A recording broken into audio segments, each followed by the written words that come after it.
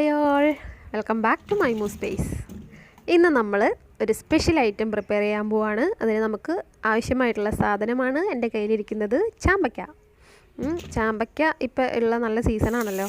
അപ്പോൾ ചാമ്പക്കയുടെ സീസണിൽ നമുക്ക് ഉണ്ടാക്കാൻ പറ്റിയൊരു വെറൈറ്റി ആയിട്ടുള്ള ഐറ്റമാണ്. അപ്പോൾ അതിന് നമുക്ക് ആദ്യം ചാമ്പക്ക നന്നായിട്ട് കഴുകി അതിൻ്റെ ഉള്ളിലെ ആ ചെറിയ കറുത്ത പൂവൊക്കെ കളഞ്ഞ് ഉറുമ്പൊക്കെ ഉണ്ടെങ്കിൽ അതൊക്കെ കളഞ്ഞ് നല്ല ക്ലീൻ ചെയ്തെടുക്കാം.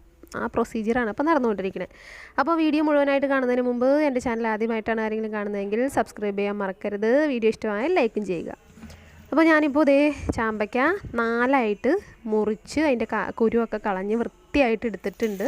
ഈ ഒരു വണ്ണത്തിൽ ഒത്തിരി നൈസായിട്ട് പോകരുത്, ഒത്തിരി വലുതായിട്ടും ഇരുന്ന് കഴിഞ്ഞാൽ നമ്മളുടെ ഇത് ആ ഒരു ടേസ്റ്റിന് കിട്ടില്ല. അപ്പോൾ അത് വീണ്ടും ഒന്നുകൂടി കഴുകി ക്ലീൻ ചെയ്തത് ഇവിടെ റെഡി ആയിട്ടിരിക്കുകയാണ്. ഇനിയാണ് നമ്മളുടെ നെക്സ്റ്റ് പരിപാടികൾ. ആദ്യമായിട്ട് നമുക്ക് ഇതിലേക്ക് ഉപ്പ് ചേർത്ത് കൊടുക്കാം. ആവശ്യത്തിന് ഉപ്പ് ഇത്തിരി മുമ്പിൽ നിന്നാലും കുഴപ്പമില്ല കേട്ടോ. കാരണം നമ്മളിത് ഇനി ചെയ്യാൻ പോകുന്ന പ്രോസസ്സ് അങ്ങനത്തെ ഒരു ഇതാണ്. അപ്പോൾ നന്നായിട്ട് ഉപ്പ് ചേർത്ത് കൊടുക്കുക. ഇത്തിരി മുമ്പിൽ നിന്നാലും കുഴപ്പമില്ല, ഒത്തിരി കുറയരുത് കേട്ടോ. കുറഞ്ഞു കഴിഞ്ഞാൽ ചിലപ്പോൾ ഇത് പൂത്തു പോകാനുള്ള സാധ്യതയുണ്ട്. അപ്പോൾ നന്നായിട്ട് ഇളക്കി കൊടുക്കുക. അതിനുശേഷം നമുക്ക് കുറച്ച് മഞ്ഞൾപ്പൊടി, ഒത്തിരി വേണ്ട, ആവശ്യത്തിന് എരിവിനുള്ള മുളക് പൊടി, നിങ്ങളുടെ എരിവ് എങ്ങനെയാണോ പാകം അതിനനുസരിച്ചിട്ട് മുളക് പൊടിയും ചേർത്ത് നന്നായിട്ട് മിക്സ് ചെയ്ത് കൊടുക്കുക.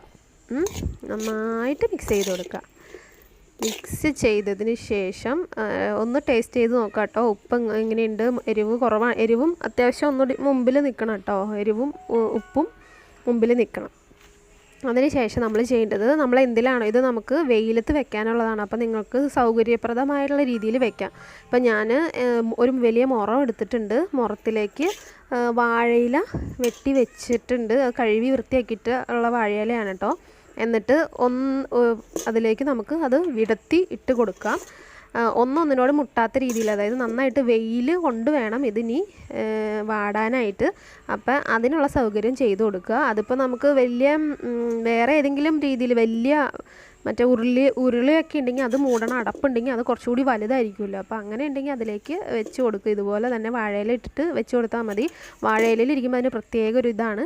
അല്ലെങ്കിൽ പിന്നെ ചെയ്യാൻ പറ്റുന്നതെന്ന് പറഞ്ഞു കഴിഞ്ഞാൽ നമ്മുടെ അടയ്ക്കാമരത്തിൻ്റെ ആ ഒരു പാളയുണ്ടല്ലോ, അതിലായാലും വെക്കാം കേട്ടോ. നമ്മളിത് വെയിലത്താണ് വെക്കാൻ പോണത്. വെയിലത്ത് വെച്ച് ഒരു 3 ദിവസം നന്നായിട്ട് ഇതങ്ങ് ഉണക്കിയെടുക്കും. അതാണ് ഇതിൻ്റെ പ്രൊസീജിയർ. ഓക്കെ, ഇത്രയും ചേർത്ത് ഇപ്പോൾ ഞാൻ അത്യാവശ്യം ഒന്ന് പരത്തിയൊക്കെ ഇട്ട് കൊടുത്തിട്ടുണ്ട്. അപ്പോൾ നിങ്ങൾക്ക് ആവശ്യത്തിന് ഇത് ഉണങ്ങി കഴിയുമ്പോൾ ഇതിൻ്റെ പകുതിയുടെ പകുതി ഉണ്ടാവുള്ളൂ. അപ്പോൾ എത്രയാണോ ക്വാണ്ടിറ്റി ആവശ്യം അതിൻ്റെ ഇരട്ടി എടുക്കണം കേട്ടോ.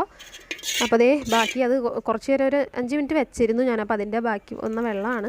ഇനി നമ്മൾ അതിൻ്റെ മുകളിലൂടെയും കുറച്ച് ഉപ്പ് വിതറി കൊടുക്കുന്നുണ്ട്. അതിന് ശേഷം ഇത് നമ്മൾ വെയിലത്ത് വെക്കുവാണ്.